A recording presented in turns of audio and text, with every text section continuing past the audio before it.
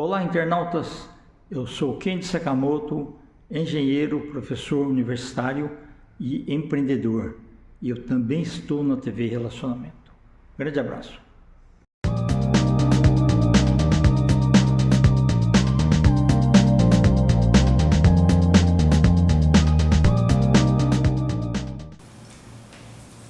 Olá, internautas!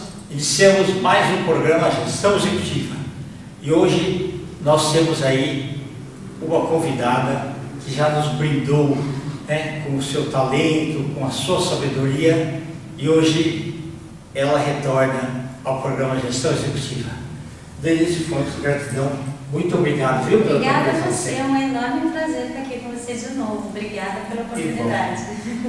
Odê, o ser humano tem uma fronteira interior dele, e hoje a gente tem a tecnologia de um lado, em todos os campos, tanto educação quanto a modificação da medicina, e tudo mais. Aí você vê mais conforto muitas vezes. Então, determinadas profissões que exigiam trabalho muito árduo por parte das pessoas, exigindo forças, Então, hoje elas estão sendo substituídas, Mas mesmo assim, com melhor conforto, locais melhores, Assim, tipos de sofás e camas mais bonitos, Mesmo assim, a gente tem um problema grande hoje de saúde mental, e também da população em si, Você vê que a população em si, ela carece, e precisa de muitos cuidados. Eu queria que você falasse um pouquinho disso daí, você que tem especialidade. É um prazer falar disso, É um prazer, mas ao mesmo tempo as estatísticas que a gente tem sobre esse tema, sobre saúde mental, não são muito animadoras. A gente tem, para você ter uma ideia, no mundo, a gente tem 10% da população que tem algum problema relacionado à doença mental. Então, isso seria uns 8 milhões de pessoas no mundo. E mais triste ainda é saber que os brasileiros, que o Brasil especificamente, está liderando esse ranking na América Latina. Em depressão e ansiedade, nós somos os primeiros da lista. Então, é uma coisa é uma estatística que antes da pandemia, a gente já tinha uma pandemia de depressão e de ansiedade. E a gente esbarra, infelizmente, aí você me pergunta, mas por que a gente não tem essa consciência? Por que isso não é divulgado? Por que isso não é explanado, enfim, nas escolas? Por que isso não é cuidado? Porque a gente esbarra numa coisa muito absurda, eu diria, que é o preconceito. Verdade. Ainda temos muito preconceito com relação à saúde mental. Então, é uma coisa que vem crescendo absurdamente, mas as pessoas não têm consciência disso, e as pessoas têm muito preconceito, com a ideia de que é coisa de maluco, ou que se eu disser que faço terapia, as pessoas vão me julgar de alguma maneira, vão achar que eu sou louco, que eu sou disfuncional, alguma coisa. Então, ainda esbarramos nisso. É muito triste. O que é uma pena, Porque tudo que a gente consegue tratar no momento certo, a chance de melhores resultados é maior. Isso é verdade. Infelizmente, depois da pandemia, veja que interessante, aumentou isso, 25% a mais de pessoas deprimidas e ansiosas depois da pandemia. É muita gente. E aí, assim, as pessoas ficaram mais ansiosas, mais deprimidas por instabilidade, pelas consequências de pandemia também, que foi instabilidade de trabalho, foi perdas de familiares, foram as questões físicas também, de problemas respiratórios, as consequências físicas de problema respiratório, às vezes de uma doença pré-existente que acabam piorando, enfim, deficiência de sono, várias coisas que afetaram as pessoas depois. E aí, por isso, subiu essa para mais 25%. Eu me recordo também que, na pandemia, por causa do teletrabalho, o home office, ele foi prejudicial para algumas famílias, porque fazia bem a pessoa sair de casa, ir lá no ambiente de trabalho, trabalhar lá e voltar só à tarde. Quando começa, porque sábado e domingo é uma coisa, né? Mas durante a semana, aquilo começa a gerar determinados atritos e tal, e houve muitos casos de separação. Muitos, a gente teve muitos conflitos e relacionado a esses conflitos vieram essas questões emocionais. Né? E aí você disse uma coisa um pouco interessante, um pouquinho antes, que mesmo assim, né, as pessoas ainda têm resistência. Você sabe que mesmo as pessoas sabendo, né, as poucas sabendo disso, tendo consciência disso, elas só procuram uma ajuda profissional na dor. Sim, elas não procuram pelo autoconhecimento, para se tornar uma pessoa melhor para si, para o outro, para ser uma pessoa com uma forma harmônica, para aprender a se relacionar com a vida de uma forma harmoniosa. Elas só vêm na dor, no luto, na separação, no rompimento, enfim, na dor. Né? E este momento foi muito crítico, porque aí as pessoas perderam um pouco da individualidade delas. Né? Nós temos várias pessoas, nós somos várias coisas ao longo do dia.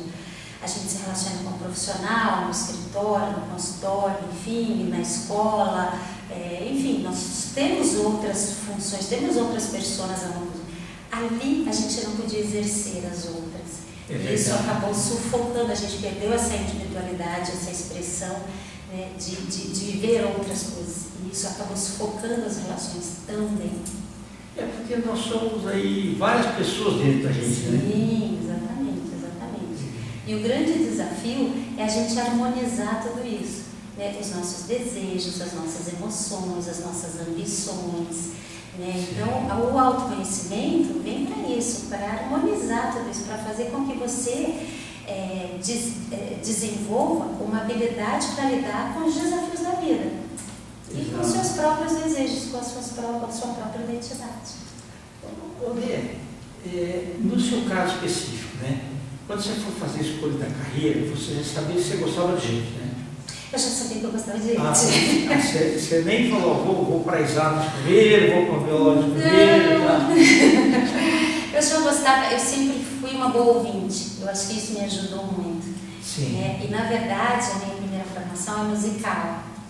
E aí eu fui entendendo que a música falava de emoção. Eu fui entendendo o quanto era compatível a música com a emoção.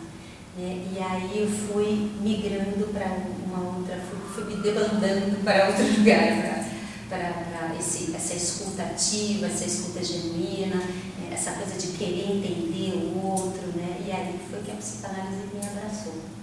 Mas você continuou gostando de música, né? Sim, a música faz parte da vida da gente. Sabe que tem uma coisa curiosa, Kid, sobre música? Que dentro do cérebro da gente, né, um paciente com Alzheimer, dentro do cérebro da gente, a última memória que se apaga é a musical, é a memória musical. É muito interessante isso. Então, para um paciente de Alzheimer é muito bacana que você ouça música, que você cante música, que você traga música para ele, né? Porque é a última memória que se apaga. E além de trazer emoções, de trazer um bem-estar, de trazer, né, a música tem o poder de elevar a sua vibração, né, no dia, ou de baixar se você puser uma música ali muito triste também. Mas sim, ela tem um poder de transformação. Então, e de repente você escutou essa música ou na adolescência, sim, ou depois, e você volta, parece que você voltou naquele momento, né? Isso. Tem gente que fala que sente até o ar daquele dia. Você te traz lembranças afetivas, que é o que a gente precisa. Ou os sorrisos da ocasião. Isso, exatamente, coisas afetivas, que eu acho que a humanidade, né, a gente está tão hiperconectado, né, a redes, enfim, a telas em geral, e a gente tem cada vez menos criado memórias afetivas, que são experiências. Né, que são experiências que nutrem a gente ao longo da vida. Né, que é isso que fica, é o cheiro, é a cor, é a sensação, é o sentimento. É abraço, né? Isso, exatamente. Então, eu acho que essa hiperconexão que a gente tem prejudicado muito a gente nessa imunidade emocional. Okay. essa imunidade emocional. A gente precisa muito de experiências pessoais, né, de relações construídas artesanalmente, né, não virtualmente. É o que a gente precisa. E eu sempre digo, que não existe saúde sem saúde mental. Né? Não existe saúde sem saúde mental. Você pode cuidar do corpo, mas se a mente não estiver em equilíbrio, você não tem saúde. Eu concordo plenamente. Aquele negócio do mente sem corrupção continua valendo em qualquer época. Por o resto da vida. Por o resto da vida. Exatamente. Porque e é importante que a pessoa tenha uma alegria, né, dentro de si, né? Algo para passar. Ela tem a motivação. Propósito. Uma razão de ser, né? A propósito. Eu acho que o que traz a felicidade, o que traz a longevidade para a gente é o propósito, é ter planos. E se a gente conseguir fazer com que esse propósito a gente divida com as outras pessoas, né, em prol de outras pessoas, ou divida o seu conhecimento, a sua experiência, sim, seja o que for, aí eu acho que a gente está num caminho muito certo. E se conseguir propagar isso, melhor ainda, né? Mas esse aí é glória, né? Aí a gente fica muito... Eu acho que aí é olhar lá na frente e falar assim, estou fazendo direitinho, eu acho que eu fiz direitinho lá atrás, né? Eu acho que é mais ou menos assim, né, que funciona. A gente estar e descobrir o seu propósito. E se você puder dividir isso com alguém, eu acho que isso é a tal da felicidade. Acho que isso talvez seja a tal da felicidade que a gente sempre busca em conquistas materiais, em relacionamentos perfeitos, né, em empregos perfeitos, e ela está só no seu propósito. Está muito mais fácil, talvez. Verdade. Denise, também a ansiedade, né, ela também provoca, às vezes, nas pessoas uma fuga. Eu diria que ela provoca uma paralisia. Uma paralisia. Paralisia, ela te traz para procrastinação, ela te traz para resistência, ela não te leva, ela te estaca, eu acho. E pode gerar depressão, isso, né? Sim, porque aí você não vai se expor, né? Quando você tem uma questão de ansiedade, você tem tanto medo que você se paralisa. E aí você não vai se expor a situações que te geram ansiedade. Então você fica cada vez mais introspectivo, cada vez mais sem sair de casa, sem se relacionar, para não se expor a situações de ansiedade. Então sim, a ansiedade pode levar à depressão. É uma pena, porque é uma autoproteção que ela se coloca, mas só que não do ponto de vista de expansão, mas de introspecção. De proteção, né? Uma falsa proteção, porque no final você acaba indo para um outro caminho, né? Você acaba se restringindo, mas adoecendo mais, né? E você está adoecendo mais. Então, a ansiedade, aquilo que eu falei no início, nós brasileiros somos os mais ansiosos, né? Da América Latina, a gente está no ranking, né? No número 1. É porque talvez, né, que a gente viva num país de muita instabilidade.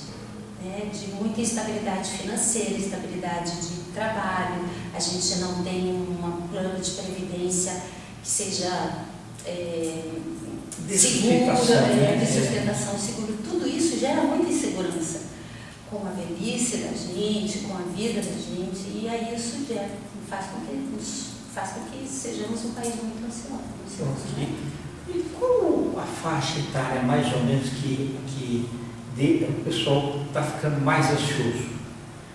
Kendi, vou te dizer que do começo ao fim. Adolescente também, crianças ansiosas pela expectativa de pais, né? Aqueles pais que querem se realizar em cima da vida dos filhos. Eles querem que aquilo que ele não viveu, que o filho viva, né? Isso gera uma ansiedade imensa na criança, né? Isso gera uma frustração, muitas vezes, de não conseguir ser aquilo que o pai deseja.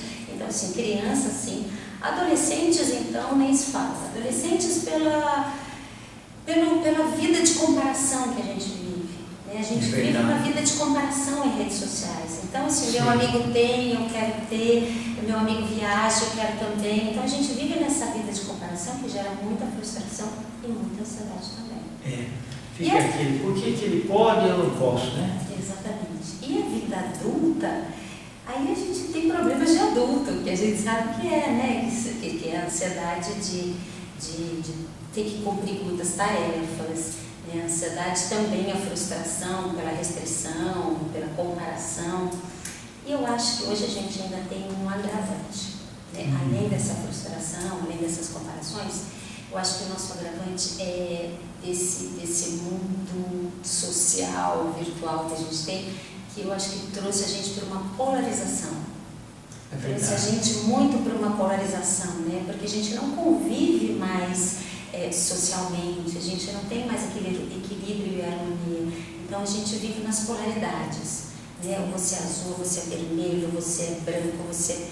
Sabe, é uma polaridade que isso criou, eu acho que vem criando mais ansiedade e mais disfunção social. As pessoas não se relacionam mais tão bem. Elas perderam um pouco desse equilíbrio, perderam um pouco desse meio termo de ouvir o outro. Entendi. Maravilha. Denise, gratidão, viu? Você sempre muito gentil assim, né? Com toda essa sabedoria, trazer informações para a gente. Né? Muito obrigada a você pela oportunidade. Conte comigo e parabéns pelo seu programa. Obrigado. Viu? Você pode deixar seus contatos também, por favor? Claro. Meu Instagram é Denise Fontes Terapeuta. Meu Facebook é Denise Fontes. E para alguma outra informação, enfim, de consultas, de eventos, de palestras, através do meu Instagram, eu consigo atender todo mundo. Tá ótimo. Tá bom? Gratidão, tá aqui. Gratidão. Obrigada. Obrigada. Internautas, os agradecimentos então a essa fantástica Denise Fontes, nós finalizamos mais um Gestão Executiva. Grande abraço e até a próxima.